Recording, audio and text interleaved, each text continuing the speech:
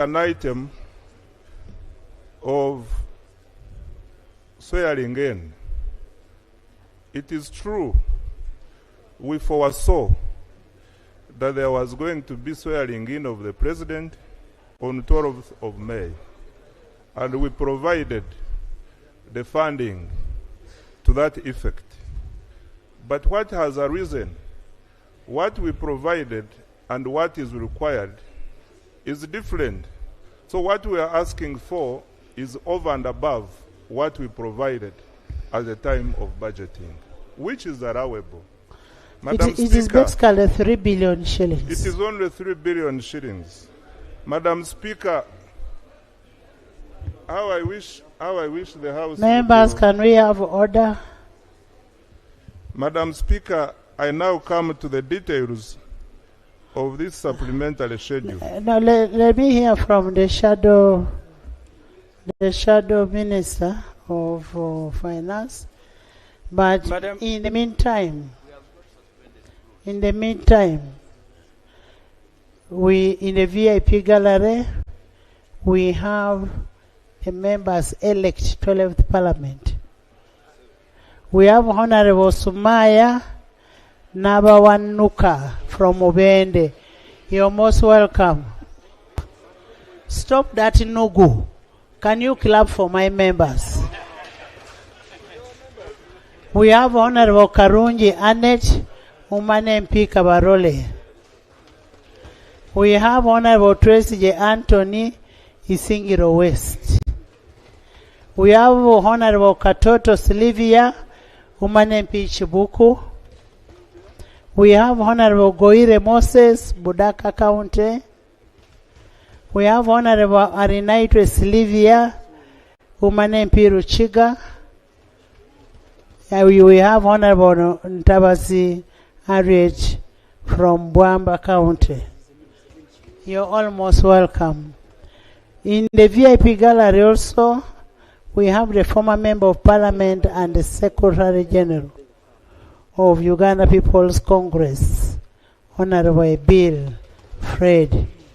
They are all here to witness the proceedings. Yes, Honorable Semujo. I think, Madam Speaker, people who are seated next to my brother, the Honorable Musasi, you will need to apply a speed meter. Right now, we are still debating the motion to suspend the rules. For the third time, he's going to elaborate on what is in the schedule. And I want Madam Speaker to concentrate on the motion moved by the Honorable Fox Odoi. Appropriation is one of the key functions of Parliament. If you look at Section 12 of the Public Finance Management Act, we are required, before we authorize government to spend money, to look at their procurement plans, to look at work plan, and the cash flow. That is a matter of law that the Honorable Fox Odoi, you cannot suspend. Because that suspension means that you are also suspending the requirement under Section 12 of the Public Finance Management Act. And the reason is that you are going to spend people's money. Their representative must look at the work plan, procurement plan, and cash flow. I don't want to accuse you of also, Honorable Fox, of leading. Honorable Semuju, Section 12 is on the annual budget. We are talking about a supplementary. I agree, Madam Speaker, supplementary is part of the budget because we are supplementing the budget, not something else.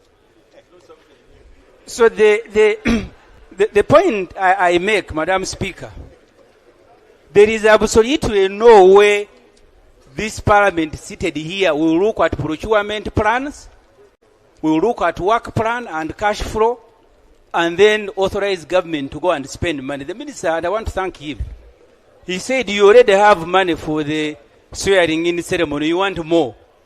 That's the very reason why the Public Finance Management Act was made, for us to look at the money that we gave you, if it's not enough, and we do that by looking at the procurement, we look at the work plan, and then authorize you. But for you to come here and blindfold all the MPs and say there is a swearing-in ceremony, because being in hurry does not absolve you of the responsibility of following the law. Because you are in hurry, so you are absolved. You are not. So I want to hear the Honorable Fox Odoi, a lawyer, telling us whether you can also suspend the requirements of the Public Finance Management Act. If there is a provision in any law allowing you to suspend the law, then we can deal with the rules. So, right on, I'll ask you later to speak as the Shadow Finance Minister. I am now debating like any ordinary MP, and I am opposed to this motion of Fox Odoi that is taking our responsibility of Parliament from scrutinizing requests from government. Honorable Fox Odoi is only seeking for the House to allow him suspend. And you know how this can be approved. We shall put a question. But meanwhile, the Prime Minister, Vice President, and Prime Minister, you're all welcome for this session, as we also prepare for our last supper. Honorable members, honorable members, honorable members, I am putting a question that Rule 160, Sub-Rule 3, 4, and 5 be suspended to enable direct consideration of the supplementary expenditure schedule number 5 for financial year 2025-2026 by the House without referral to the Budget Committee and relevant sectoral committees. Those in favor say and the contrary nay. The ayes have it.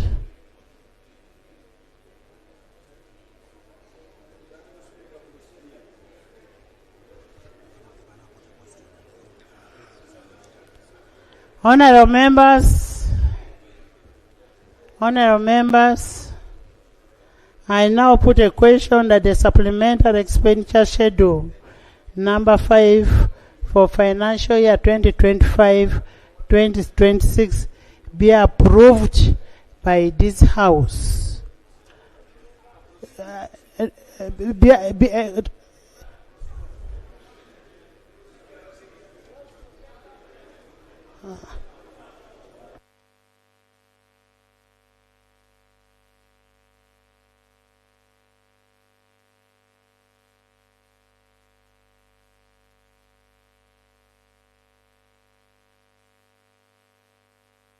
Honorable members, we are approving the schedule, then we go to supply.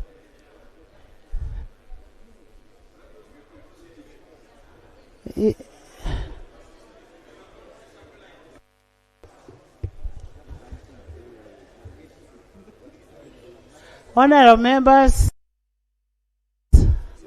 just a minute. He moved the motion. Honorable Kema, Mr. Kema moved the motion. Mr. Kema moved the motion. I mean, he read, and then when he's going to justify it.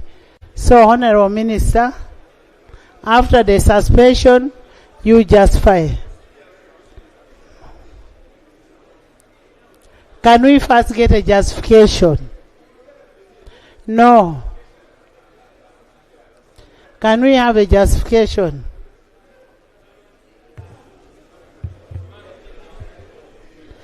Okay, I'm ready the item on moving the motion. Right Honorable Speaker and colleagues, Section 24 of the Public Finance Management Act states that the total supplementary expenditure that requires additional resources over and above what is approved by Parliament shall not exceed 3% of the total approved budget for that financial year without approval of Parliament. Right Honorable Speaker and colleagues, you will recall that Parliament approved supplementary expenditure schedules number 1, 2, 3, and 4 for financial year 2025-2026 as follows. Schedule 1, under 3%, 1,652.29 billion. Schedule 2, still under 3. Schedule 2 for roads above 3%, 1,696 billion. 3, supplementary schedule 3 above 3%, 4,776.11 billion. 4, supplementary schedule 4, transfer to NFA budget following rationalization, 22 billion. Totaling to 8,126.4 billion. Madam Speaker, subsequently, Cabinet approved supplemental expenditure schedule number 5 as follows. Within 3%, 519.002 billion. Above 3%, 586.161 billion. Totaling to 1,105,163 million. Right Honorable Speaker, this supplementary will be financed as follows. 1, budgetary allocation 40.21 billion. Additional tax revenue stroke local revenue 6.25 billion. Additional external financing 72.90 billion. Reallocation efficiency in budget execution and cash management 985.80 billion. Madam Speaker, I now go into vote by vote. Madam Speaker, we will spend this supplementary under the following votes. Honorable members, as you're near the switches, please don't switch off our light. Number 1, vote 002, State House. Uganda shillings 300 billion to cater for classified expenditures. 2, vote 010, Ministry of Agriculture, Animal Industry and Fisheries, Uganda shillings 3.8 billion to operationalize Kapeka Farm Service Center. 3, vote 144, Uganda Police Force, Uganda shillings 110.41 billion to finance additional security interventions and emerging contractual obligations owing to the 2026 general elections. This ensured peaceful general elections, as you should have all witnessed. Vote 017, Ministry of Energy and Mineral Development, Uganda shillings 24.850 billion for partial payment for government acquisition of the Electromax 50 megawatt power plant in Tororo. This will enable government to commence the implementation of its energy policy mix that necessitates a 10% generation capacity from thermal power. Vote 126, National Information Technologies Authority, Uganda shillings 21.966 billion. This is additional financing for internet services under the National Information Technology Authority. This situation arose out of increase in internet usage during the financial year by MDAs and local governments following implementation of last mile connectivity. Vote 142, National Agricultural Research Organization, NARO, Uganda shillings 20 billion. This is to cover operational shortfalls realized during the ongoing rollout of the antique vaccine. The shortfalls are for purchase of reagents, packaging materials, and recruitment of additional staff. Vote 015, Ministry of Trade, Industry and Cooperatives, Uganda shillings 37.90 billion for capitalization of Uganda Development Corporation as an additional investment in Achak Sugar Factory. The second category is self-financing and budget-neutral supplementary requests over and above 3% legal limit, which require prior approval by Cabinet and Parliament, of a total of 586.16 billion for supplemental expenditure Schedule 5 that is above 3% legal limit. A total of 123.03 billion is self-financing and thus budget neutral.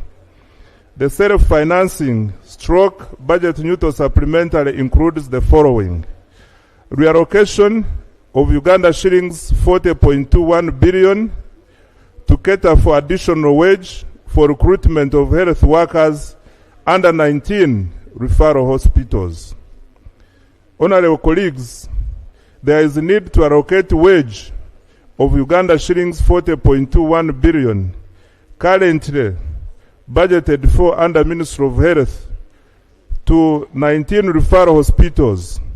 This is required to cater for recruitment and absorption of critical health workers that were previously being supported.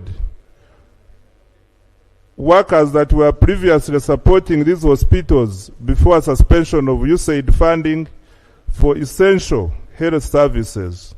The beneficial referral hospitals are the following: Butabika Hospital, Arua Hospital, Fort Portal Hospital, Guru Hospital, Hoima Hospital, Jinja Hospital, Kawale Hospital, Masaka Hospital, Mbale Hospital, Soroti Hospital, Lira Hospital, Mbara Regional Referral Hospital, Mubende Regional Referral Hospital, Moroto Regional Referral Hospital, Naguru National Referral Hospital, Entebbe Regional Referral Hospital, Murago Specialized Women and Neonatal Hospital, Kayunga Referral Hospital, and Yumbe Referral Hospital.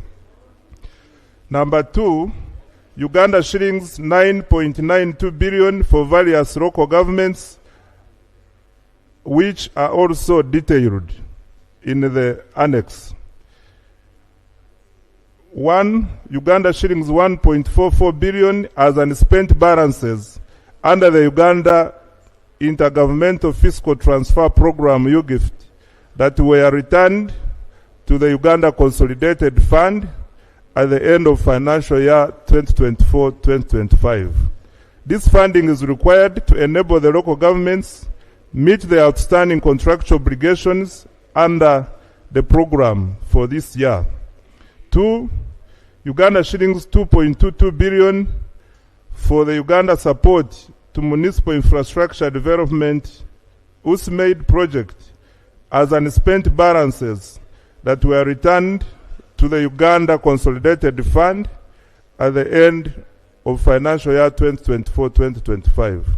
This funding is required to enable the local governments meet their contractual obligations and avoid...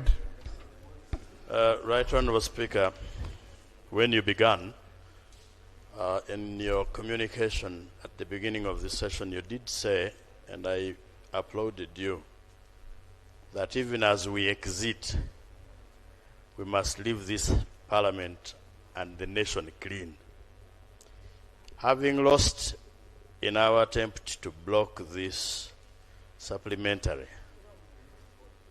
and pure as a Ugandan, I concede that we lost on that. What I do not concede to is that we have also lost the duty to scrutinize the documents. with the background I have given and the need to do the job you have called upon us to do, may I move that you find pleasure in suspending the proceedings for at least 15 minutes for us to be able to access the documents and follow the proceedings properly so that we support what we know. Members, don't you have the report? We don't. You have the report?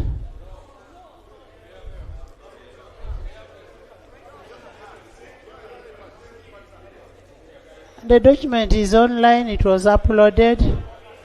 No.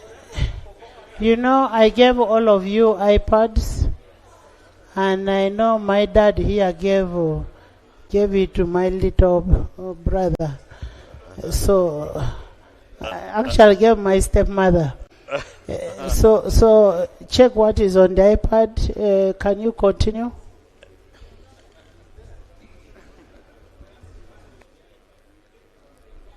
Thank you, Right Honorable Speaker.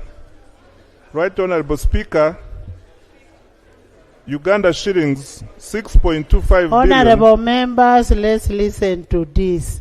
These monies are going to hospitals. We are the ones who have been complaining hospitals don't have workers. And we are here. You will see. By the way, let me tell you, if you think you're going to waste my time for us not to finish, we shall finish. We are here to finish. I know my sister is not used to finishing, but today she will finish. Yes.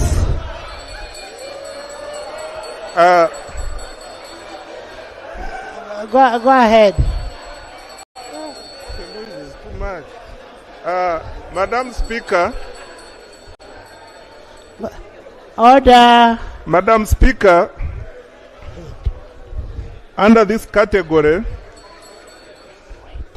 we have 6.25 billion to cater for the additional local revenue collected by local government votes over and above their respective appropriated budget. By the way, I was joking on my sister.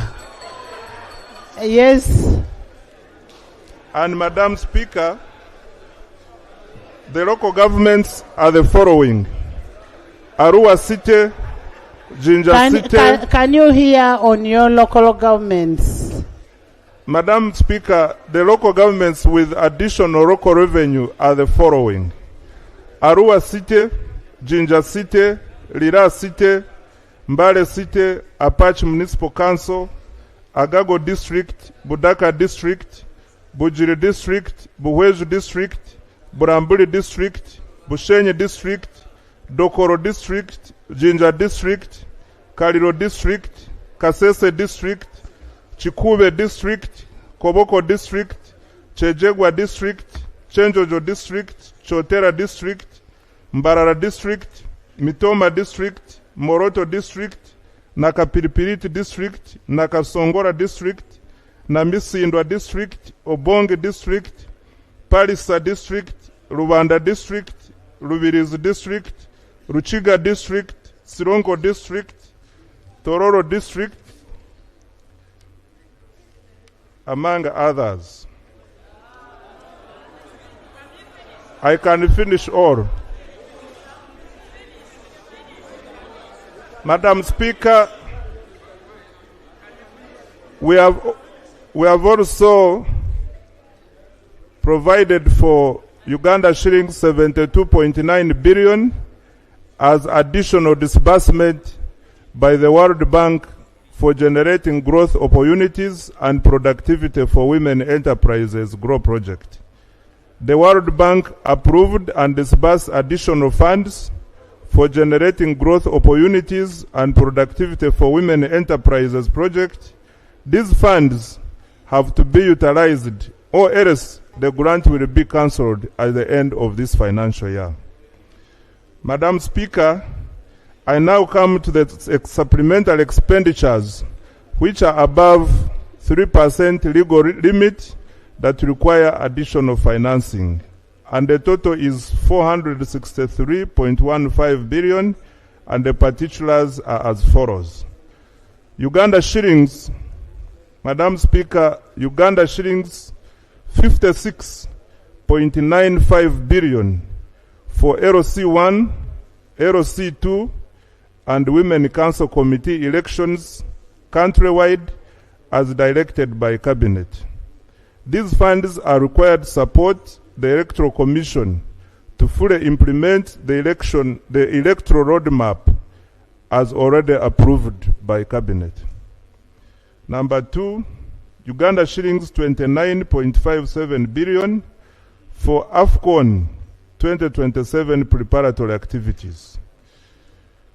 Honorable members, Cabinet directed that we fully fund AFCON 2027, beginning with immediate requirement in this financial year 2025-2026. These funds are required to implement the urgent preparatory works, reduce implementation risk, and keep the overall AFCON 2027 preparation program on schedule. The activities include the following. 1, Uganda shillings 14.1 billion for preliminary works at Kabalega International Airport. This one will go to Ministry of Works. 2, Uganda shillings 8.03 billion for priority road works and associated support activities in Chira Municipal Council.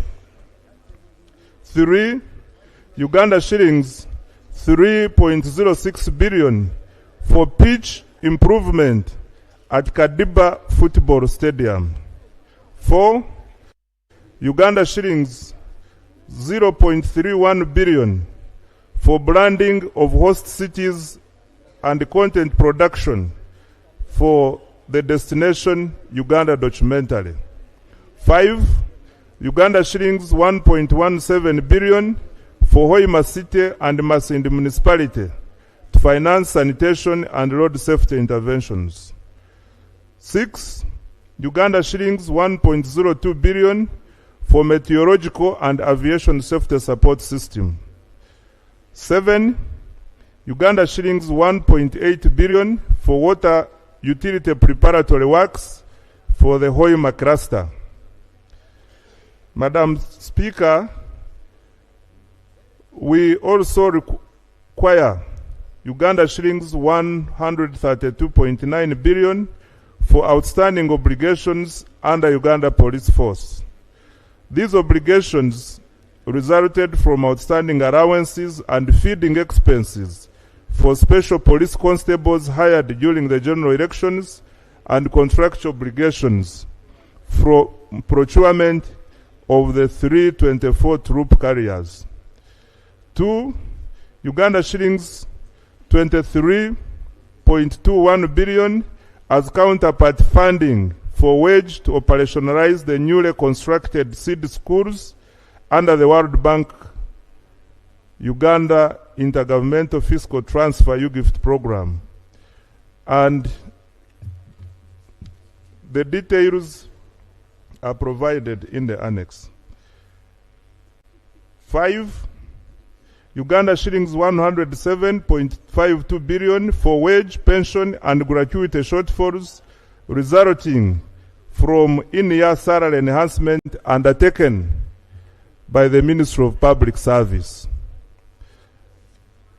6, Uganda shillings 110 billion to cater for classified expenditures under Vote 002 State House. And 7, Uganda shillings 3 billion to cater for budget shortfalls for the swearing in and inaugural ceremony of the President-elect 2026, His Excellency Yoweri Kaguta Museveni, under Vote 001, Office of the President. Madam Speaker, I had already earlier mentioned how this supplementary will be financed. I now conclude as follows. Honorable colleagues, Given the critical nature of these expenditures requirements, I pray that you consider and pass this supplementary to enable government to meet these requirements as we come to close of the financial year, and all of them cannot wait for the new financial year. I beg to move for the House's consideration. Thank you. Right, Thank you, Honorable Honorable Musasizi. Also in the VIP gallery, we have Honorable Kitty Peter from Tow County, Buko.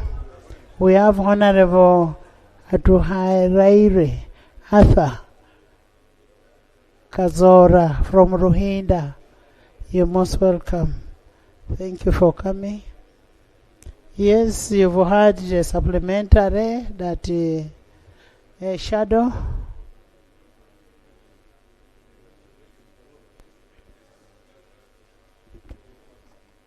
Thank you very much, Right Honorable Speaker.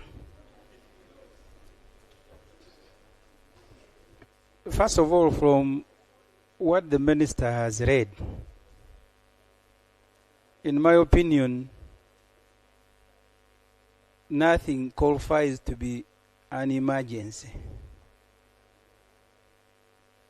But I want to begin by thanking NRM Whip for the good mobilization. There are colleagues I have not seen for more than a year. I want to thank them. Honorable members, all these members of parliament have been coming here. Unless you're telling me you've been half blind. Leave my members of parliament, they have been coming to the house. Madam Speaker, I agree. When we are processing the budget, all these seats were empty. But I want to thank them. I am only fearing, because last time when SFC invaded us, they were standing like many of those NRM MPs in the corners. Honorable. So can I now No, move Honorable. to the motion? Yes. Honorable, I have told you the members of parliament are elected to be in this house. So when you say that you've not been seeing these members of parliament, that is an insult to yourselves. And I am sorry, Madam Speaker, I didn't mean to offend anyone. But if there are colleagues who have come for voting, Madam, you can ask them to excuse themselves. We need some air. These ones who are standing everywhere, they will be notified that voting has started. Can you bring? There is an order. There is an order. Right, Honorable Speaker. Is my senior friend and brother, Semuju, in order to begin calling us SFC like you do not know us. You have been seeing us in this house. And then you are there saying you want fresh air. So you are going to get out, I sit where you are seated. Because I'm respecting you to sit while you talk, and I'm here. So the order is Semuju in order to begin calling us SFCs when he knows that we are members of parliament, really. And then you want fresh air. You go out, we sit where you sit. But Honorable Semuju, for me, I have enough fresh air. If you're squeezed there, just bring your seat next to me. Come and sit next to me. Because to the best of my knowledge, this place is very high. The hair here is good enough for everybody. And nobody who is standing here is an SFC. Why do you Madam talk Speaker, about SFC? I was just sympathetic. If they don't care, they can continue standing, and I withdraw. I was just sympathetic to them. But the motion, Madam Speaker, we have just considered the budget. In the budget, Madam Speaker, this government did not provide 4 billion for the National Curriculum Development Center to complete the new syllabus, especially for our children in senior 6 who are going to sit for exams. They never had 4 billion in the budget we have just finished. They also denied UNEB 80 billion to train teachers who are going to mark senior 6, the first group that is going to sit under a new curriculum. And in their mind, they have money to organize the ceremony. Because the president can be sworn in. When he captured the power, he was sworn in here at the staircases of parliament. And the sun rose and set. But you have children, 100,000. They are going to sit for exams. You did not find 2 billion for national curriculum for medicine to complete their 34 subjects. You never gave UNEB 80 billion for them to train teachers to go and mark these children. And you have brought here money that we are going to have a ceremony, just eating. I don't know what's wrong with NRM people. So that you can deny our children an opportunity to study. And then you bring money here for eating. You should be ashamed of yourself. Right, Honorable Speaker.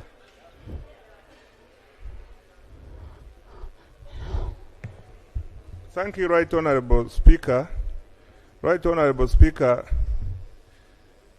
Honorable Semuju now wants to go beyond his appropriation law to now budget execution. Madam Speaker, in the budget we passed, all those votes he's mentioning were appropriated money for. Yes. And what his... Honourable members, why are you shouting like we're in national They were theatre? appropriated for, but Madam Speaker, the common practice, which all colleagues know, that every vote comes to this House with unfunded priorities. So he's just taking us to the list of unfunded priorities, which is a wish list. There is what you want and what we can provide. And we were satisfied that what we provided is sufficient to make the votes run through the year. If there is anything along the way that we didn't provide for, if something occurs during implementation of the budget, we shall now come back here and ask for the money. Honourable members, it is this same government that brought the new curriculum. And it is to the best interest of government to ensure that the new curriculum is implemented. Can I hear from the Prime Minister? Let me hear from Lob first before.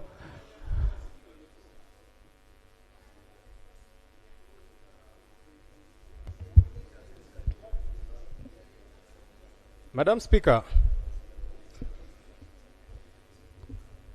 you see, there is a reason why our laws are to a great extent very clear. The Public Finance Management Act provides for supplementaries. They are within the law. But there is a coding, there is a justification for supplementary budget. Unforeseeables. I am struggling, really struggling, to understand how unforeseeable some of these things are, in all honesty.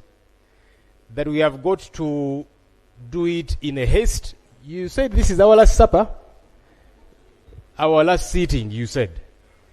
So I did not say that. You used the words last supper, Madam Speaker. I don't know what you meant.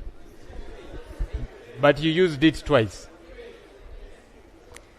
Anyhow, Madam Speaker, we are closing down as Parliament, and we seem to be in a haste to appropriate money for what we are saying is unforeseeable. I am struggling to understand how unforeseeable some of these things are. We've talked about the inaugural ceremony. There is money for ATIAC, Right Honourable Speaker, 37.9 billion. We have been here and we have screamed our voices hoarse about projects like ATIAC. There is another one, Day by a Farmer. Honourable Musasi, I want you to listen on ATIAC. Madam Prime Minister, don't interrupt Honourable Musasi. He needs to listen to these critical issues. We have talked about Day by a Farmer, which was given free money, 778 billion. Money was given to Inspire Africa Coffee Factory in Tungamo, 180 billion plus. Rocco, 260 billion shillings plus. course, there's Lubowa Specialized Hospital, which has become a white elephant. We then talked about Atiak Sugar Factory. So far, 668 billion shillings over the years to Atiak Sugar Factory. It's a factory I went to visit with colleagues, and there is no sugar coming out of there for the last couple of years. But every year we keep appropriating money. Now we're even bringing money through a supplementary for Atiak Sugar Factory. Help me understand. Who is this Atiak person that we have got to keep giving them money, billions of shillings on an annual basis, that now it even has to come through a supplementary, that it is an emergency? Right, Honourable Speaker, to the taxpayers who are watching us, we could be seen as conduits of fraud. Fraud is when you are paid for a service and you don't deliver it. You have given 668 billion shillings so far to Atiak. No sugar is coming out of there, and this is free money. You want to add them money. For what? I don't understand. Thank you. Right, Honourable Speaker, the classified that's indicated here, within the 3% legal limit, 300 billion. Outside the 3%, 110 billion. That's a total of 410 billion shillings. Look, every country will have a classified budget. But you see, your classified budget has got to be tethered to your revenue. You cannot be a heavily indebted poor country and you keep having trillions of classified budget. Now you have a supplementary for classified 410 billion shillings. A few days to the closure of government. What are you going to do in these few days for this classified of 410 billion shillings? Honourable Speaker, yes, our rules can be suspended and all of that. But these things should make sense to the taxpayer. They should make sense. Now, the taxpayer might try and understand you on the hospitals and so on, and hopefully that money will go to the hospitals. Because many times we pass money for some of these things and it is wired. When you read the accountability reports, you see money was transferred from this and taken to something else.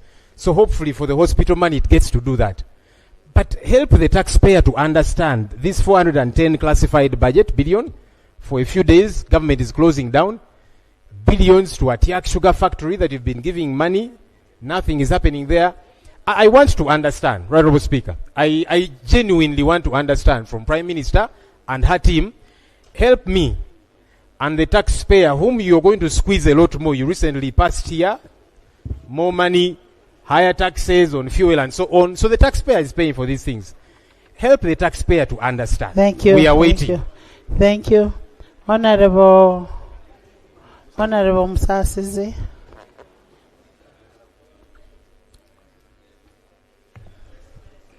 Madam Speaker,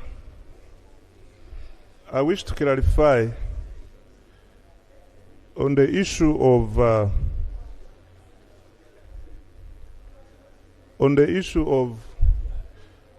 3% and above 3%. Madam Speaker, this schedule, I have justified it in 3 categories. We have expenditures which are within the 3% legal limit, amounting to 519 billion. And here, Madam Speaker, we have already spent, we have come here to seek for retrospective approval of the schedule. And this is where Atiak Sugar falls, in the 3% which we have already spent. Then we have a schedule that is budget neutral. Then we have this one which requires additional financing where we need authority of parliament to spend amounting to 586.16 billion. Madam Speaker, in as far as the details of what we are doing under Atiak Sugar is concerned, in the interest of synergy, I want to, with your indulgence, the Ministry of Trade can respond to the specific activities which... Yes, Minister.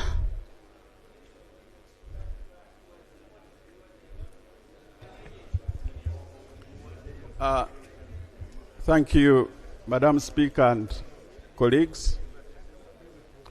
As all of you know, Atiak Sugar Factory is a project that is supported by government to transform the economy of northern Uganda.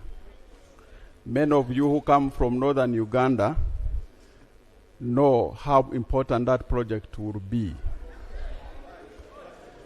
Madam Speaker, we have funded Atiak Sugar Factory to do a number of activities.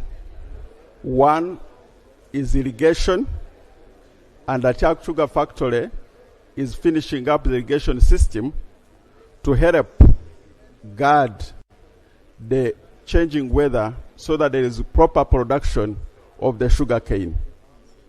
As we speak, Madam Speaker, I know members are very much concerned with when will the sugar from Atiak Sugar Factory be put on the market. I have good news for you. Atiak Sugar Factory will start producing sugar in the month of September this year. The irrigation has ended. 2026 will have sugar. So we should be able to support this sugar factory so that we have the factory running in September 2026. Let's hear from the chairman of Acholi Parliamentary Group.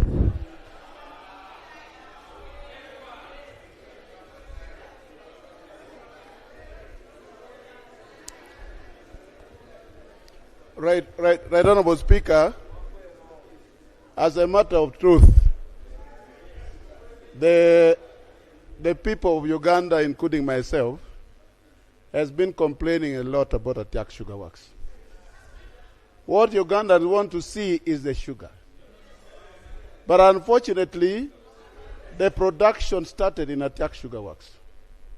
But the sugar cane that was planted got finished within a very short period.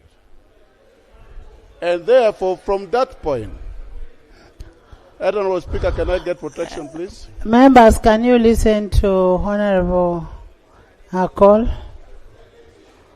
Honorable Akol? Right, Honorable Speaker, from that point, production stopped. And what was resumed in the place was that at the time when we got the equipment for working on the garden, there is a lot of plantation that has been taking place, including irrigation. It is fortunate that some people among us here have reached the place. I personally visited Atiak. What I want us, including myself, who is also complaining, we need to be patient now and wait for the production to start. I am happy that as the Ministry of Trade, they have taken more steps to make sure that the money which is given in Atiak Sugar, some of the money will be paid back to the government, including taking some of the property of Atiak Sugar Works. And I must thank the Minister for doing that.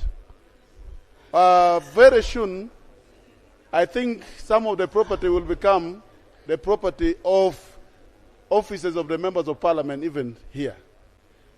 So for that matter, what I can assure you, Right Honorable Speaker, is that there is a lot of progress and production is going to start. That is all I can say.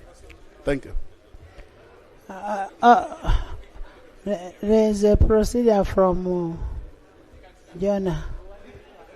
Madam Speaker, thank you. I'm raising a point of procedure. The motion by Honorable Fox Odoi was carried in this House to the extent that instead of the minister being referred to the relevant committee, now the committee of the whole House is proceeding, not debating, is proceeding to interrogate the minister. And my question, where I require you to guide, at what point do you anticipate members of parliament to ask of the minister documents? At what point, for example, does the minister report to us that a resolution of this House, where you, Madam Speaker, you were presiding, had identified loopholes in corporate governance in Atiak? Government which is a majority shareholder there, has put way more money than what the company should have done. At what point are we going to satisfy ourselves that the figures attached and are being requested of us to approve has been answered by the minister? Even on the LC1 elections and LC2, it is not enough to come and say I need 66 billion for LC1, LC2. We need to see the list of all the villages attached, so that every member here can be sure that in my village I will not go back and they are going to ask me questions why village A is missing from the national list, and even 2. On the issue of the police, there is a figure here, Madam Speaker, of 56 billion. And the request is for reimbursement of police, special police constables. I can tell you, in Lira, and I think in many parts of the country, the special police constables have not been paid for the services they gave. And here the figure is saying reimbursement. Reimbursement presupposes that you had picked money from somewhere and paid them. But they were not paid for the work they offered. So at what point do we satisfy ourselves that actually this ministry had paid? So in terms of procedure, I'm asking you, Madam Speaker. Thank you, Honorable Dur. One, we are at the budgeting processing stage for us to approve this money to go to be approved as a supplementary. On the issues of accountability, we have accountability committees that verify what this man has gone to do. For instance, this goes to Kosase, that has been managed by Honorable Segona. So it is Honorable Segona to tell us in his report that is going to bring whether the money is being used in a proper way or not. Yes, Lob. Honourable Speaker, I seek your procedural indulgence. We were here a couple of months ago, and I was giving a report to this House about a Tiak sugar factory, which we give billions, no sugar coming out of there, Day by a Farmer, Inspire Africa Coffee, Rocco, and so on. The response by government was that we have acquired stake in a number of these entities.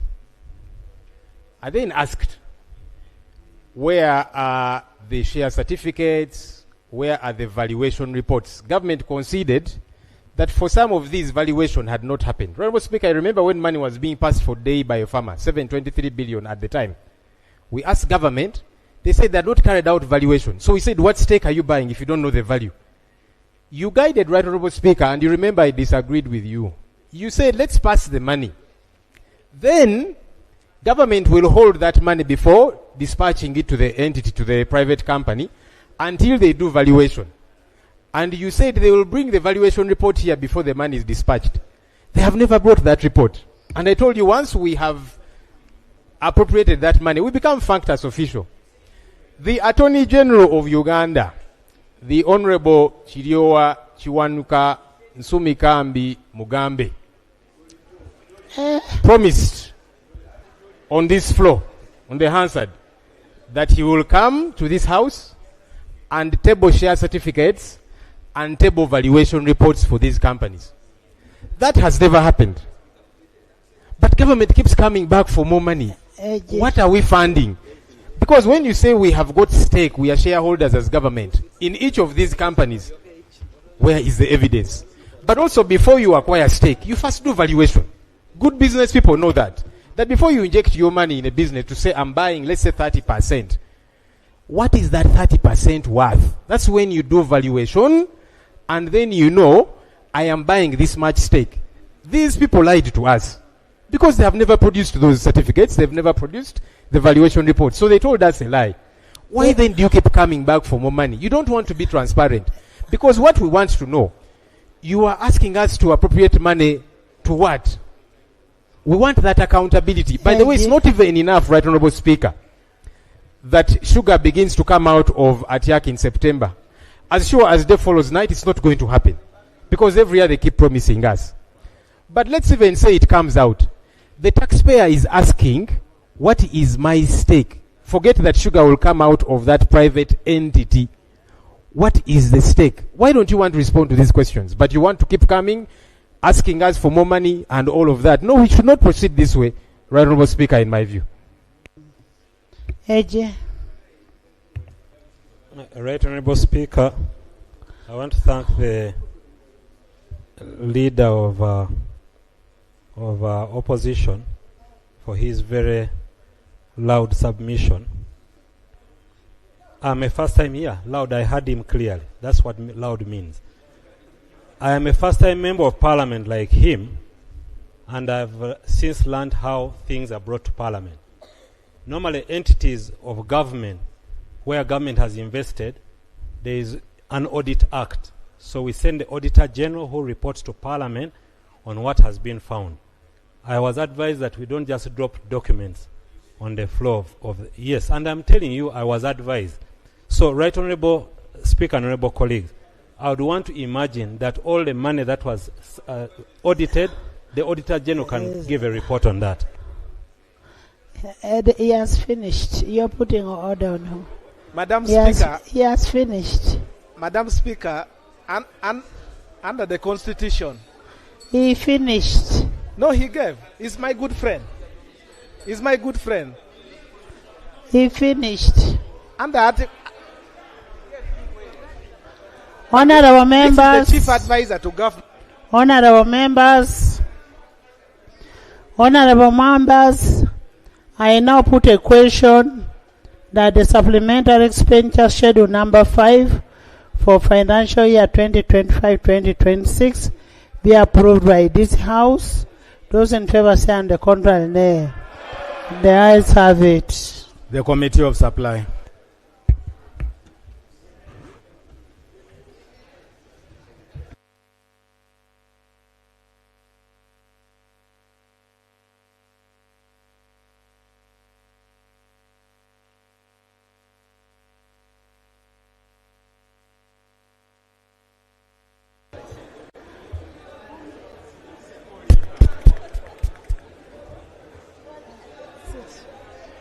Honourable members, kindly sit.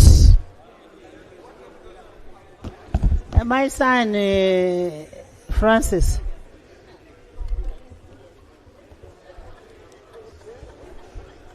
Total recurrent expenditure under supplementary expenditure schedule number 5 for the financial year 2025-2026.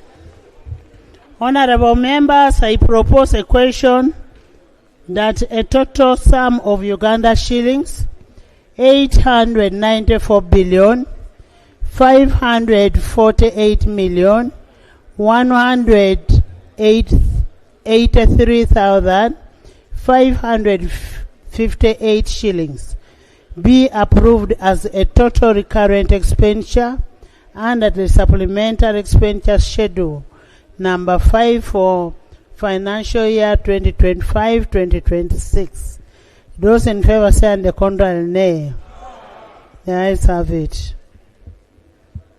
Honourable members, I now put a question that the total sum of Uganda shillings 894 billion 548 million 183,558 shillings be approved as a total recurrent expenditure under the supplementary expenditure number 5 for financial year 2025-2026. Those in favor say on the contrary, nay. The ayes have it. Total development expenditure under supplementary expenditure schedule number 5 for the financial year 2025-2026. Can I have order? Can I have order? Honourable members, I propose a question that the total sum of Uganda shillings 210 billion 614 million 540,809 shillings be approved as a total development expenditure and a supplementary expenditure schedule number 5 for financial year 2025-2026. Those in favor say on the contrary nay. The ayes have it.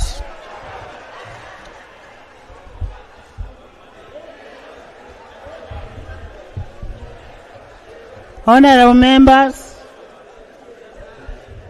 I now put a question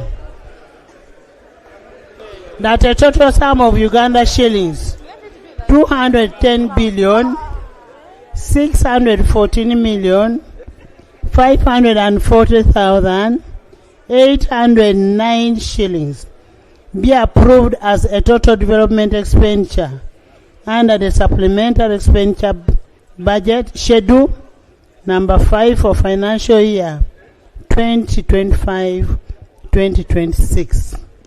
Those in favor say on the contrary nay. The ayes have it. Grand total supplementary expenditure under supplementary expenditure schedule number 5 for the financial year 2025-2026. Honorable members, I am going to miss some of you so much in the 12th Parliament. You're such amazing guys, eh? Honorable members, I propose a question that a grand total sum of Uganda shillings 1,105 billion 162 million 724,367 shillings be approved as a grand total under supplementary expenditure schedule number 5 for 2025-2026 under the various votes that were deliberated or mentioned by the Minister of Finance and under the votes that are in the schedule. Those in favor say on the contrary nay. The ayes have it. Honorable members, I now put a question that a grand total sum of Uganda shillings 1,105 billion 162 million 724,367 shillings be approved as a grand total supplementary expenditure under supplementary expenditure schedule for number 5 for financial year 2025-2026 for the various votes that are in the schedule. Those in favor say on the contrary nay. The ayes have it. Motion for the House to resume. Honorable Minister.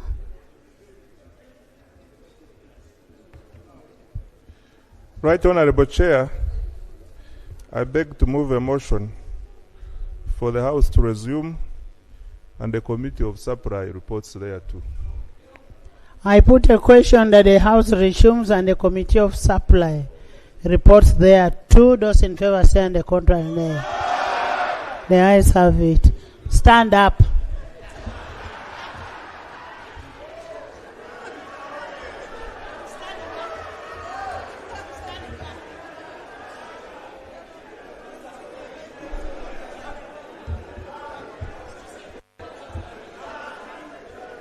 Please sit. Please sit.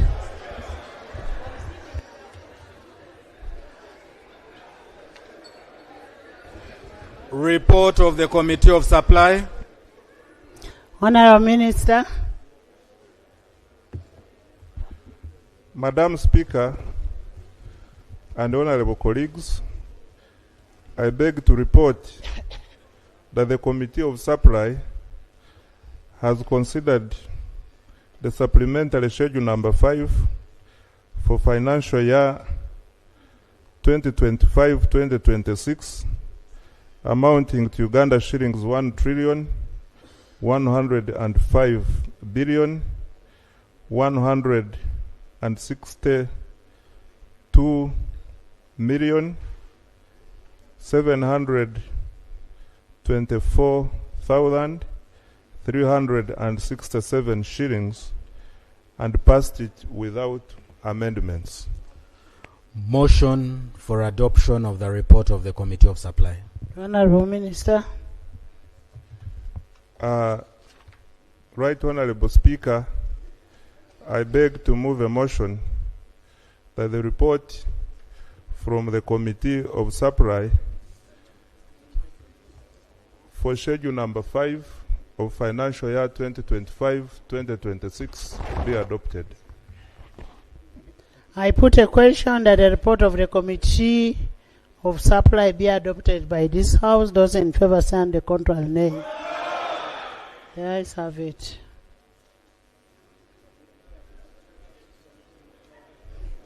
Honorable Member, thank you. I will instruct the clerk to capture the details and supply it to finance. Next item. Item 12 on the order paper. Bill second reading. The Protection of Sovereignty Bill 2026.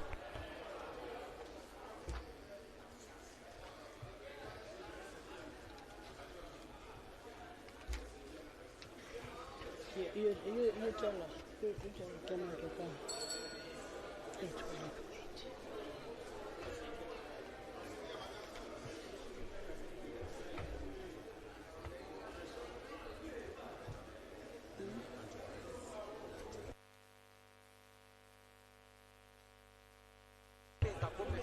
Thank you, Right Honorable Speaker.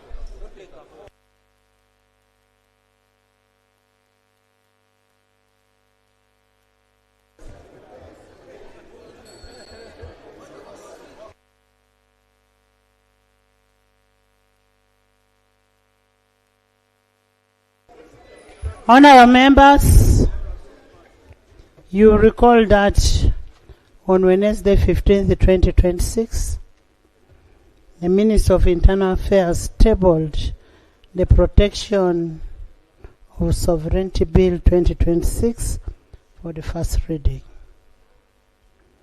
Pursuant to Rule 135 of the Rules of Procedure of Parliament, the bill was referred to a joint committee of Defense and Internal Affairs and Legal and Parliamentary Affairs.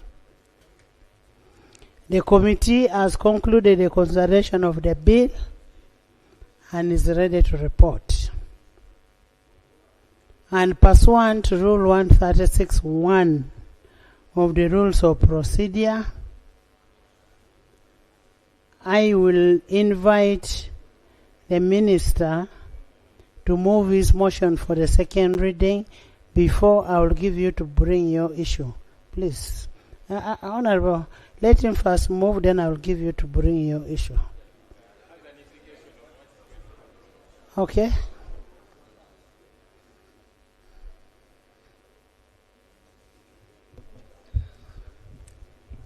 Thank you, Madam Speaker. Madam Speaker, the bill you have invited this House to consider is a government bill. I saw a tweet by the head of government and a letter signed by retired General Yoweri Kaguta Museveni Tibuhaburwa. Sabalwanyi. That's not part of the names. So, in his letter, Right Honorable Speaker, he actually disowned. Lob, is it in his letter? Yes. Can I have Let me a submit, Right Honorable. No, I want us to talk with evidence. Can we lay the letter on table? I came prepared, Madam Speaker. Here is a copy of the letter. I am tabling it. I have never seen a letter from State House in white. Madam Speaker, this is a copy of the letter, and I am tabling it.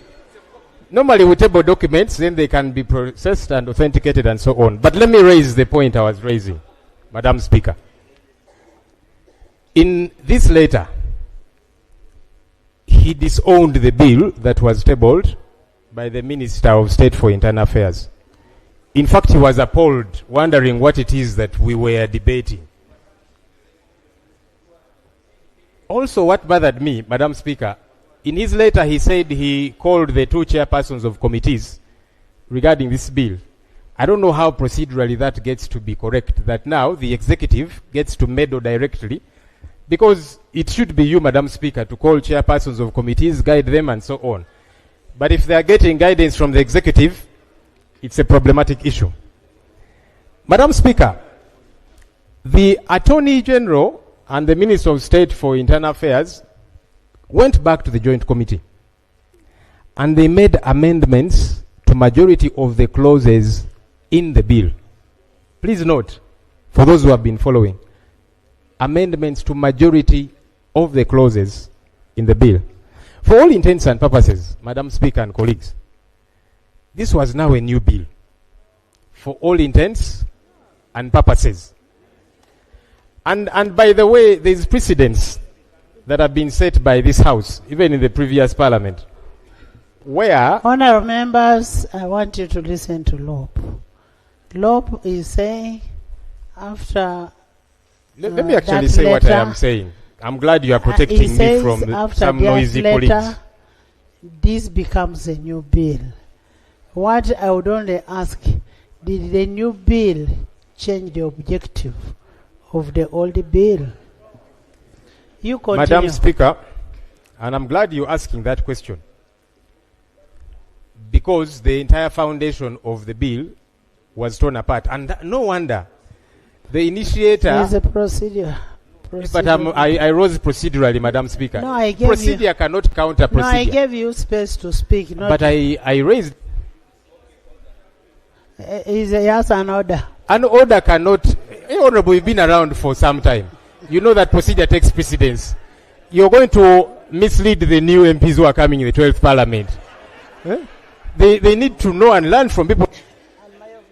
Let me proceed in earnest, Madam Speaker. But Honorable Lob, I want to put this on record that we do not have a new bill. We only have one bill. I am the custodian of the law in Parliament. If the President wanted to make a change in that, in the law, in the bill, the President ought to have informed me. I am not aware of that. It has not come to my attention. I am the one processing the bills here.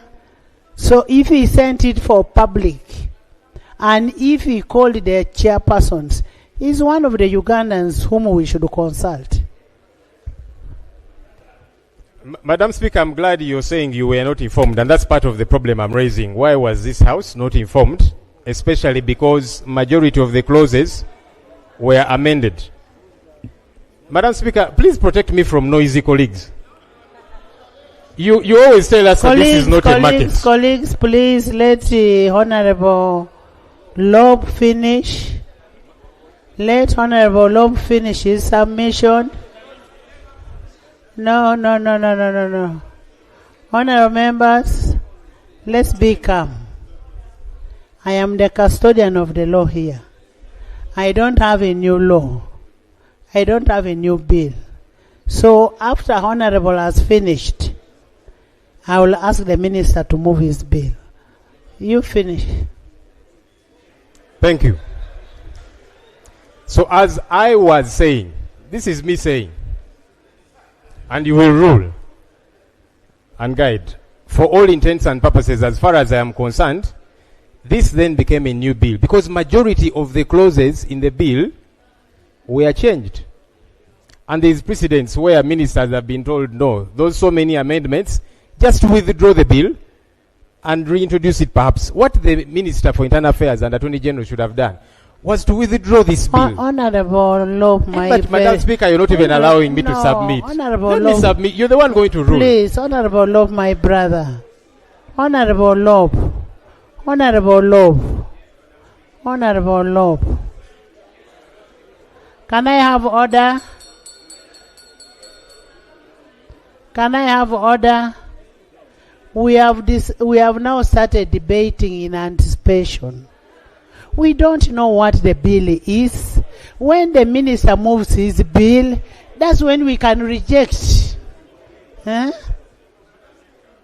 Please make my work easy.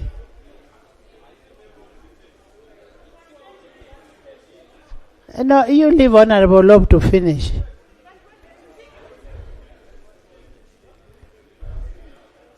Switch on. Madam Speaker, actually I am seeking to make your work easier.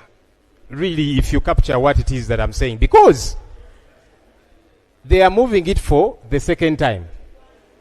And for me, what I was saying is you should have been moving to withdraw the bill. That's my opinion. And you're going to give your ruling, Madam Speaker. So, no, but they called for reading of the bill for second and third reading. Okay. So, let me finish the issue that for me I am raising. Okay. Madam Speaker, also, stakeholders... What is the procedural matter that you are raising now? So, the procedural matter I'm raising is, should the Minister of Internal Affairs be withdrawing his bill, and then he goes back for consultation? Can I answer that first? Can I answer that first?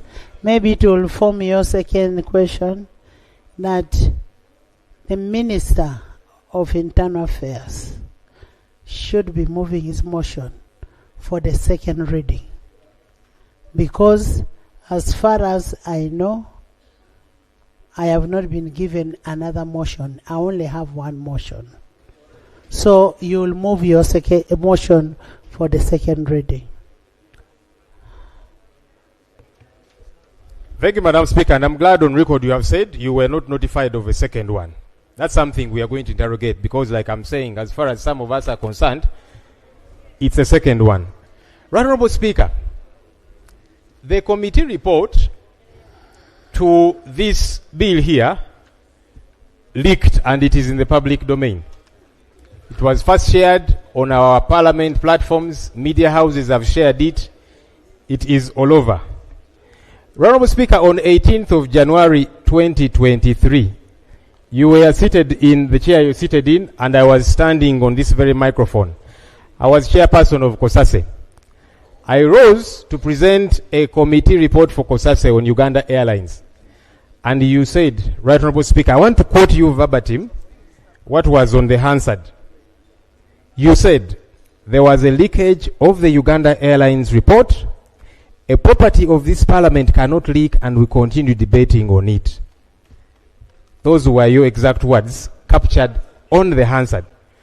Honorable Speaker, this report has leaked. So, given that precedent which you said, are we going to go ahead and debate this leaked report? Thank you. Because the precedent was set by yourself. We hope to be ready. First of all, honourable members, in the VIP gallery, I want to introduce Honourable Namlondo Sara, MP-elect from Buyende. You're most welcome. Honourable Naku Fiona, the elect for workers. Most welcome, Fiona Naku. And then we have Honourable Sewagude Robert, representing people with disability, national. You're also most welcome. I have Honourable Matembe, Miriam, and Honourable Emily Otekat. Honourable members, I want to refer you to Rule 14. The report of the Committee on Bills shall, and I'm saying shall, be uploaded on the Parliamentary Information System for the information of members before the report is laid on table. That is 214.14a. This report that was uploaded had my signature. I even said, please place it on the order paper with my very able signature. The report of airlines that got out did not have my signature. I am the only one who can sanction a document to be uploaded, which I did, so the report was not leaked out. Can you move your motion?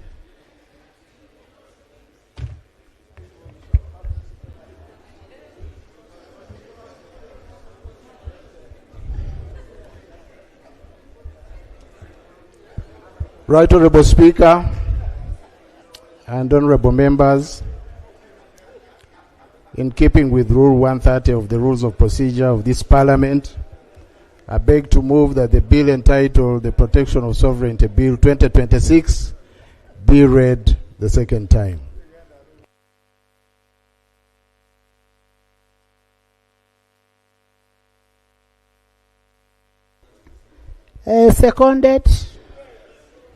Seconded by the Vice President of Republic of Uganda, Honorable Jessica Alupo, retired. Honorable Prime Minister, Honorable Nabanja Robina, Honorable Second Hajat, third Government Chief Whip, Minister of Defense, Minister of the Security, Minister of ICT, Minister of Finance, Minister of Works, Minister of Sports, and the Hollow House on this side.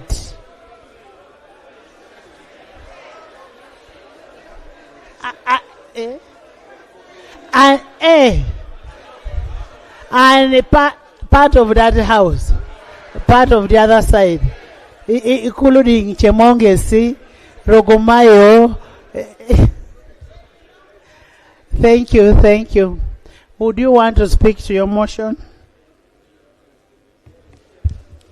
Right Honorable Speaker and honorable members, can I first have a justification before you bring the procedure? Right Honorable Speaker and honorable members, the object of this bill is that the country faces a number of challenges which threaten our ability to self-govern in the absence of a sovereignty-specific law which this law seeks to address. And these include preventing undue external influence, regulating foreign funding, safeguarding national security, filling legal gaps, and managing digital misinformation. I beg to move, Right Honorable Speaker. Thank you. Honorable members, I want to provide some guidance in this. Honorable members, the chairpersons of the committees have prepared the report, and I wish to guide as follows. From the time the bill was tabled for the first reading, there has been a very remarkable public interest in it. A review of the committee report reveals that more than 60 witnesses were accorded opportunity to present their views on the bill, including persons and institutions. These answers and questions on whether there was sufficient public consultation or not, I commend the committee for upholding our cardinal principle of public participation. 2, there was a considerable debate on the content of the bill, notably the definition of the word foreigner, the scope of application of this bill, the regulatory prudence envisaged in administration and functions, the proposed penalties, the criminal offenses, regulations of foreign policies, registration of agents of foreigners, declaration of foreign funding, and ministerial powers, among others. I have reviewed the report, the committee has established that the contentious matters have been exhaustively handled and addressed as per the public interest. The definition of a foreigner, for instance, was initially brought in a way that was not appealing to the people, but the committee has handled. Now I want members, there is no procedure, I'm giving you guidance. I know I'm touching on your minorities. Honorable members, I am giving 30 minutes for the major report to be presented, and I am saying 30 minutes. Where is the chair? And I will also give, I am aware that is a minority report. It doesn't matter whether minorities or minority. I am also giving the minority or minorities 30 minutes. If you have 10 minorities, you'll divide 30 minutes by 10 and you'll have 3. Honorable Chair, unanswered, I want timing.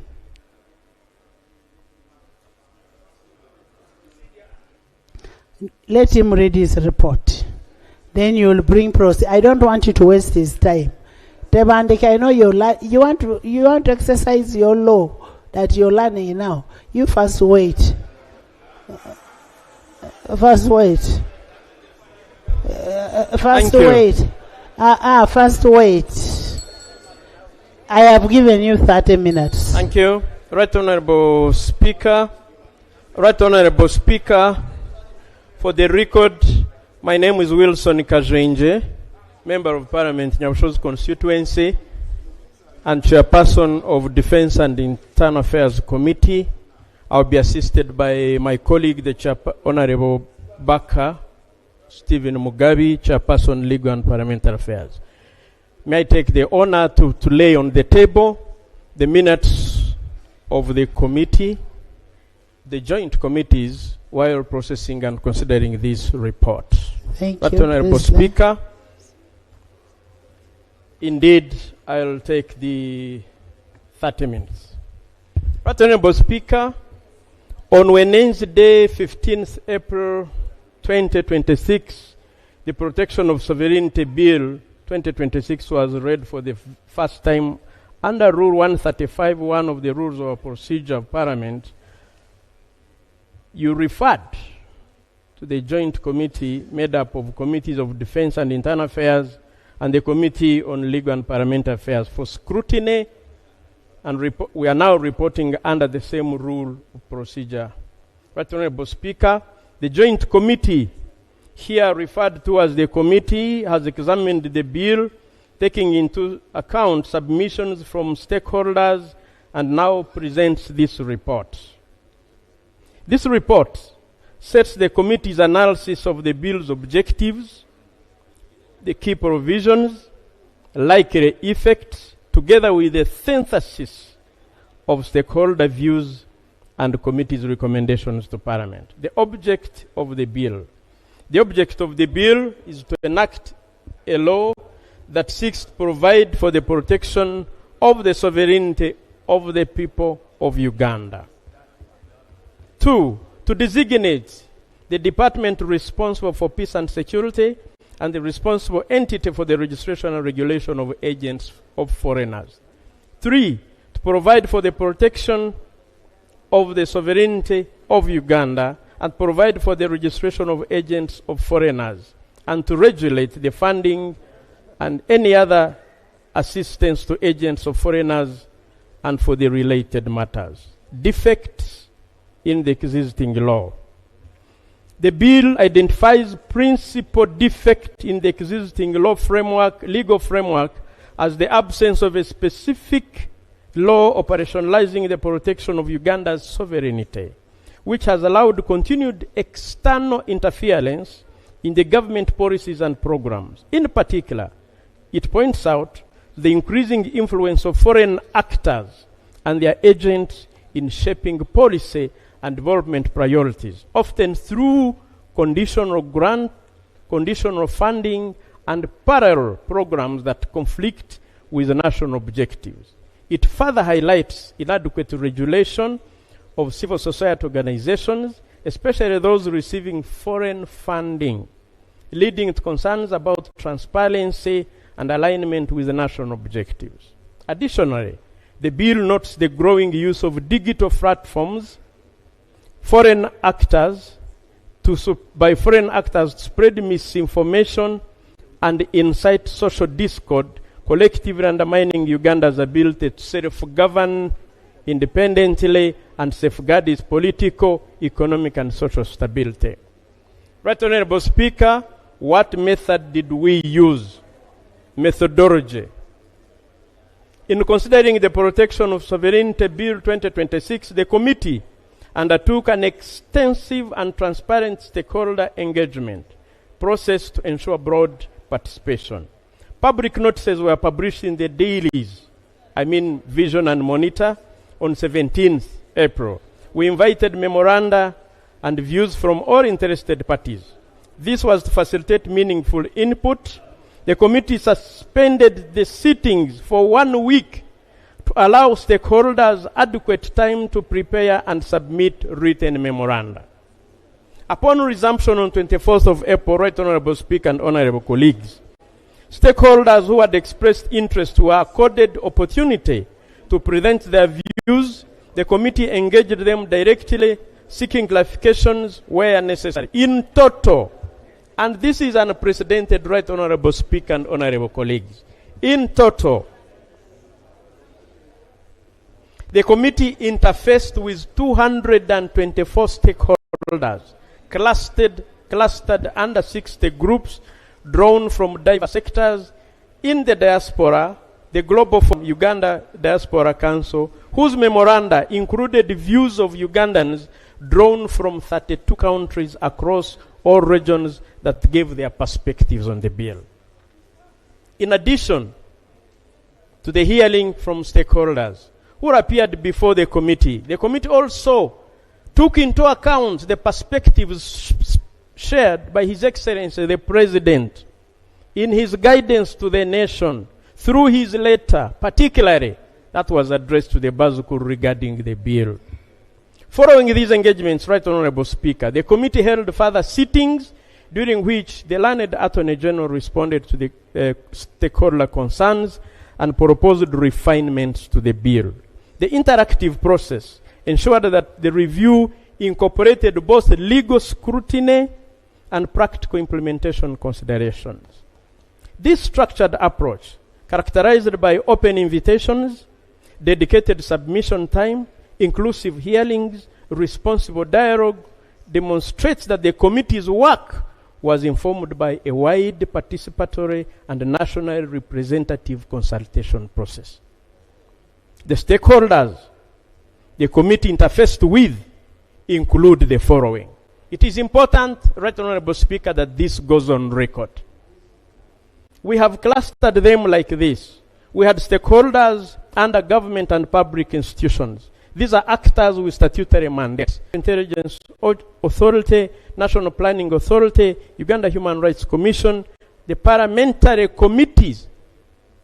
We also had another cluster of legal and professional bodies and organizations that focused on the law, like Uganda Law Society, like East African Law Society, the Law Development Center, Center for Constitutional Governance, that had in their entourage former members and former ministers of government.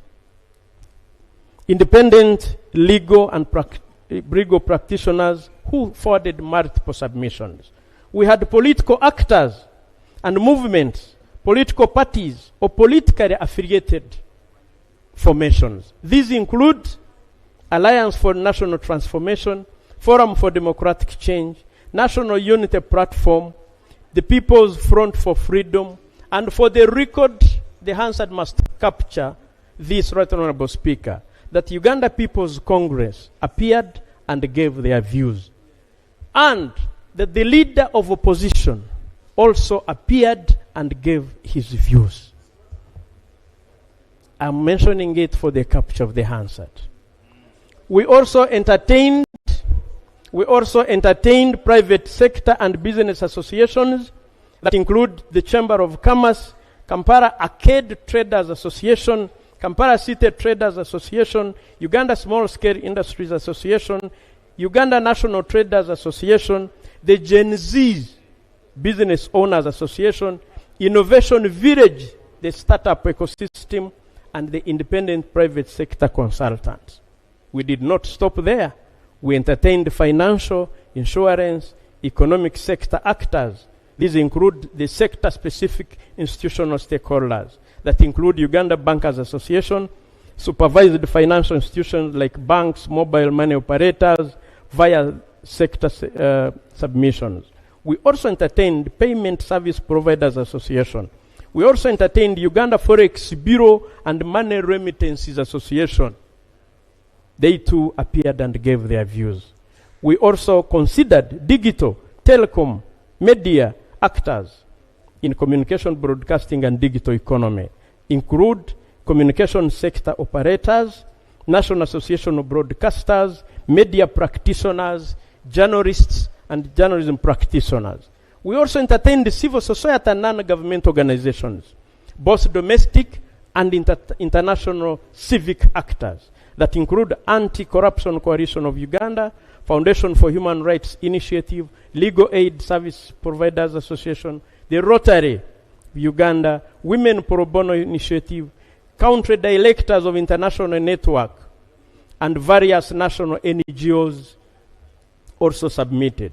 We also entertained international organizations and development actors under these multinational organizations and international cooperation actors. These include United Nations Country Team, international NGO community, collectively represented. We did not stop there, Right Honorable Speaker and Honorable colleagues. We entertained the labor, religious, and social institutions that include NOTU, that include Interreligious Council of Uganda, that include Muslim Organizations Coalition, and other faith-based organizations. We entertained health, scientific community, and public health research institutions, e.g., Uganda Medical Association, Uganda Virus Research Institute, Peoples Living with HIV advocacy groups.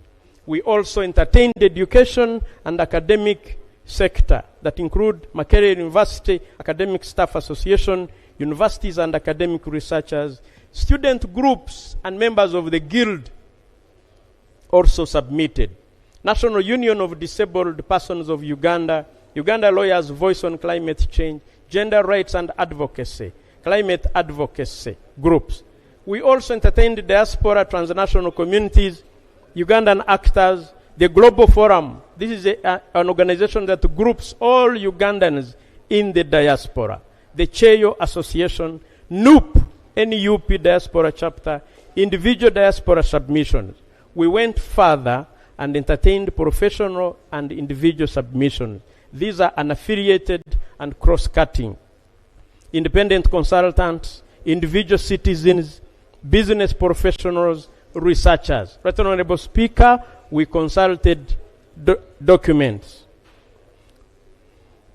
Consequently, the committee recommendations reflect a balanced synthesis of stakeholder perspectives in the key findings and salient observations. Right Honorable Speaker, permit me to present key findings and salient observations on the Sovereignty Protection Bill of 2026. Introductory consideration, looking at the scope and interpretation of Clause 2. Before presenting its findings, the committee found it prudent to clarify the key interpretive issue of Clause 2, which is application of the bill. Clause 2 sits at the core of the legislative framework, and it defines the reach of the law and it determines who is regulated and what circumstances and for what conduct. The committee reviewed the Honorable Attorney General's comments, noting that Clause 2 limits the bill to specific activities tied to foreign influence. According to the learned Attorney General interpretation, the bill does not apply to a person generally, to all persons generally, that it applies only to persons acting as agents of foreign actors, and that even then, only where such a person is engaged in specific conduct, including influencing government policy, political processes, or public decision-making for the interest of foreigners.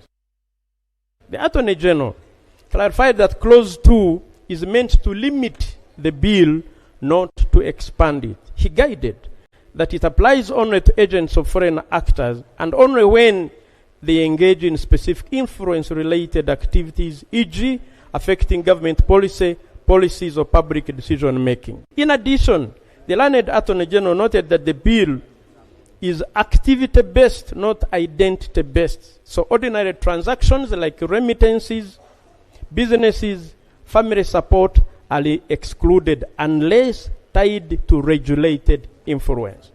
On this reading, the bill presented a targeted regulatory instrument aimed at structured foreign influence operations rather than legitimate international engagement. However, the committee observes that this interpretation, while persuasive as a matter of policy intent, is not shared by the majority of stakeholders.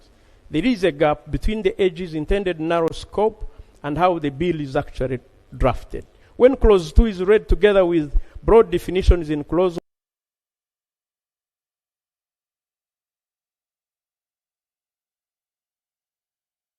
1 and the expansive list of activities, including concepts such as influencing public opinion and activities that the minister may prescribe, stakeholders interpreted the bill as having a much wider practical effect. The East African Law Society, for example, in their submission, warned that the term agent of a foreigner in Clause 2 could apply to regular economic, professional, and family connections, such as employees of foreign businesses, traders, and those receiving support from relatives abroad. The Law Development Center noted that that Clause 2 does not distinguish harmful actions from lawful ones. So the people could be held liable simply because of their associations, not because they caused any actual harm. This divergence, Right Honorable Speaker and Honorable colleagues, reveals a fundamental issue. The intended limitations of Clause 2 are not sufficiently clear on the face of the law, creating uncertainty as to the boundary between harmful foreign influence and legitimate activity. While the Attorney General maintains that Clause 2 limits application to specific regulated activities, stakeholders consistently note that this limitation is not clearly reflected in drafting. Therefore, the committee found that the line between harmful foreign interference and legitimate activities is unclear. Clause 2 is meant as a safeguard, but not effectively to limit the bill. This gap policy and the law shapes all the committee's subsequent findings. 5.2, understanding sovereignty. We looked at what the 1995 Constitution says versus what the bill proposes. Sovereignty under the 1995 Constitution as amended. This committee discussed sovereignty referencing the Constitution of the Republic of Uganda, herein refers to as the Constitution. The committee found that the 95 Constitution determines the sovereignty, that sovereignty belongs to the people of Uganda and not government. Specifically, Article 1, which states that all power belongs to the people who shall exercise their sovereignty in accordance with the Constitution. Article 1.2 adds that without limiting the effect of Clause 1 of this article, all authority in the state emanates from the people of Uganda, and the people shall be governed through their will and consent. These provisions establish that the people are the original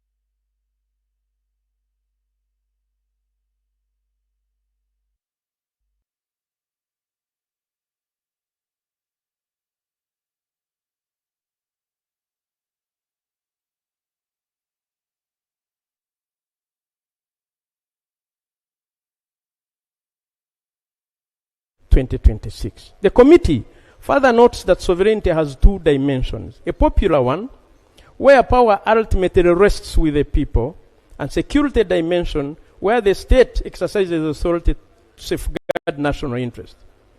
We looked at a leading jurist, Justice Oliver Wendell Holmes, Jr., 1841-1932, a renowned American jurist who served as a Supreme Court judge, who described sovereignty in similar terms.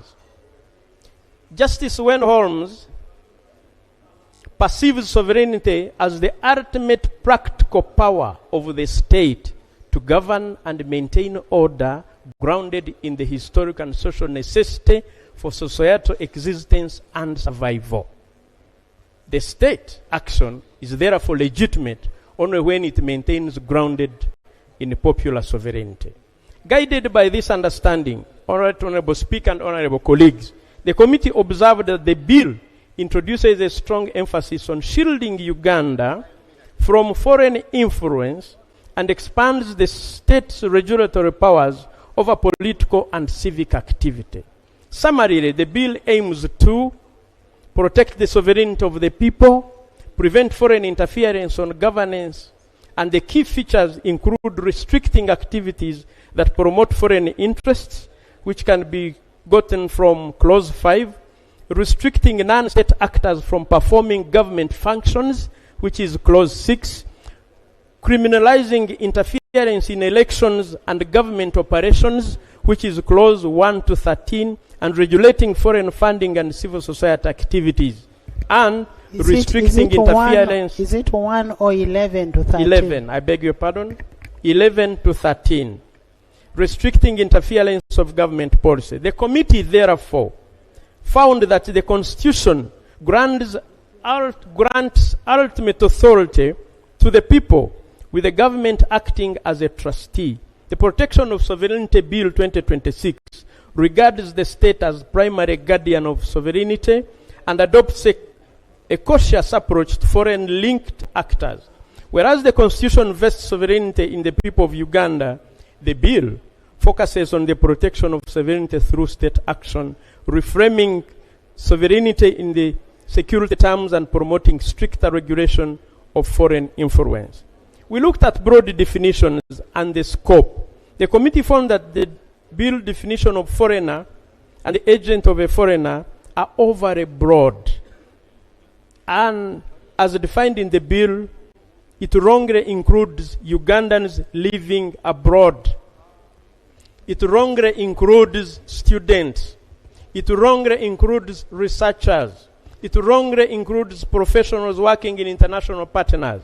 It wrongly includes government ministries, departments and agencies exercising regulatory authority under any act of parliament, and organizations and companies that simply have foreign investors or cross-border businesses. Instead of targeting harmful foreign interference, the bill inadvertently ends up covering normal economic, academic, and community activities. This, Right Honorable Speaker and Honorable colleagues, blurs the line between harmful foreign interference and ordinary lawful activities, it making everyday economic, academic, and civic engagements legally risky. Clause 1 and 2 are specifically powerful in determining who is regulated and punished, and even raising constitutional questions about citizenship by classifying Ugandans abroad as foreigners. Stakeholders warned that this could criminalize normal cooperation, such as research, education, and diaspora support. In fact, the Law Development Center has termed it as regulatory contamination, where indirect foreign links extend liability across entire economic and social chains. The committee therefore recommends, 1, that to restore legal precision, to ensure proportionality, and to align the bill with constitutional principles and practical realities, the committee recommends the following. Amend the definition of a foreigner to limit it to non-citizens and foreign registered companies. Amend the definition of agent of a foreigner to only include people who formally and knowingly act on behalf of a foreigner to influence public policy, elections, or national security. Insert new definitions of words and phrases used in the bill to improve clarity. Insert an intent requirement, which the land colleagues call mens rea, so liability only arises with deliberate influence. 5. Insert a clause explicitly protecting legitimate economic, academic, humanitarian, developmental, and civic activities to prevent misinterpretation and ensure lawful activities are not captured by the bill. 5.4, creation of a parallel regulatory regime. The committee observed that the bill creates a new approval and monitoring system under the Ministry of Internal Affairs. However, many sectors in Uganda are already tightly supervised by strong regulators, these include Bank of Uganda, Financial Intelligence Authority, the Uganda Communications Commission, the Insurance Regulatory Authority, and university councils. Stakeholders argued that the bill repeats work already done by these regulators and may create conflicting rules instead of improving oversight. This duplication can lead to confusion about which rules apply, multiple reporting requirements, and uncertainty for businesses and institutions. For example, both telecommunications and banking sectors already operate under strict regulatory systems. Adding another regulator with similar powers could disrupt systems that are currently functioning well. The committee notes that these sectors are already governed by detailed laws and licensing frameworks. Stakeholders also warn that the bill could create a parallel system, quote unquote, run by a security-linked department that may not have technical expertise of existing regulators. Media organizations, too, pointed out that the issues such as foreign funding, transparency, external influence are already addressed under current laws, including anti-money laundering legislation and the NGO regulation. The private sector representatives highlight the economic impact of the bill, more uncertainty, more regulators to certify, and higher costs of doing business. Stakeholders caution that the bill risks creating duplication, institutional conflict, and opportunities for forum shopping. The committee recommends, therefore, that in light of these concerns, the committee recommends that all institutions and individuals already supervised by a regulator established under an act of parliament should be exempted from the bill. Concentration of executive power in the minister. The bill gives the minister responsible for internal affairs wide and layered powers. These include authority to 1. Define the key terms used in the law. 2. Approve or reject the foreign funding. 3. Register or cancel organizations and determine how the law will operate through regulations. The committee notes that while each of these powers may be common in isolation, their combination in a single office creates a system where participation in economic, civic, or institutional activities depends heavily on the minister's approval. This raises deeper constitutional concerns, not just about administrative efficiency, but about the overall design of governance. The committee elaborates these issues under 3 major themes, from regulatory oversight to discretionary control, where stakeholders observed that the minister's power and the role goes beyond implementing the law. The minister effectively controls access to the law itself, and the minister can decide who falls under the law, who controls access to funding, grant or withdraw legal status, and shape how the law functions in practice. This, we noted, it risks turning the framework into permission-based system where individuals and organizations must seek approval to operate instead of following clear, predictable rules. It also has constitutional implications. This concentration of authority raises significant constitutional concerns.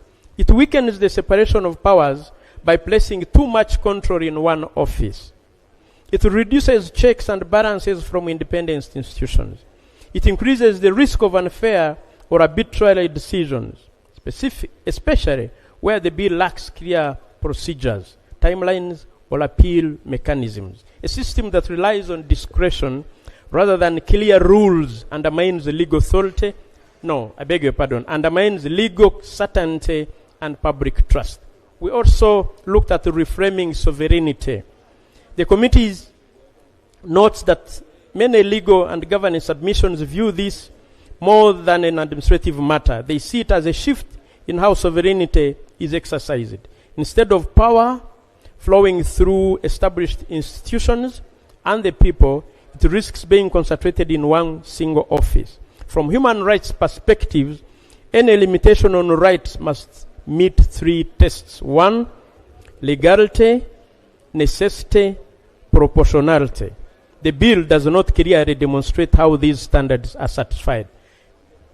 We therefore recommend, the committee recommends that to preserve the bill's objective, I beg